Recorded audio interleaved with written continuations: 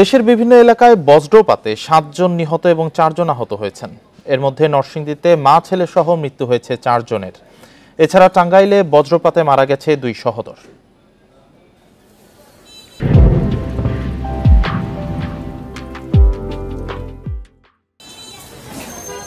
টানা তাপপ্রবাহের পর নরসিংদীর বিভিন্ন স্থানে হয়েছে গুঁড়ি গুঁড়ি বৃষ্টি। এ সময় আলোকবালির চরাঞ্চলে ধান কাটার সময় বজ্রপাতে মা ছেলে সহ ৩ জন নিহত হয়েছেন। একই সময় শহরতলির হাজিপুরে বজ্রপাতে মসলিউদ্দিন নামে আরও একজনের মৃত্যু হয়। জ্বরের মধ্যে ফরাজ গেলে একটা ঠাডা পড়ে, অনেকগুলো ঠাডা বেঁধে দেওয়ার পরে একটা ঠাডা পড়ার পরে তারা ৮-৯ জন ছিল এখানে। ৮-৯ জন থাকার পরে ৬ জন একসাথে আহত হয়। সকালে বৃষ্টি বজ্রপাত হয়েছে না, ঠাডা পড়ে সাথে সাথে মারা গেছে। টাঙ্গাইলের কালিহাতীতে ধান কাটার সময় বজ্রপাতে আফজাল হোসেন ও আমির হোসেন নামে ২ ভাইয়ের মৃত্যু হয়েছে। প্রত্যক্ষদর্শীরা জানান, ধান কাটার সময় গুঁড়ি গুঁড়ি বৃষ্টি সহ বজ্রপাত শুরু হয়।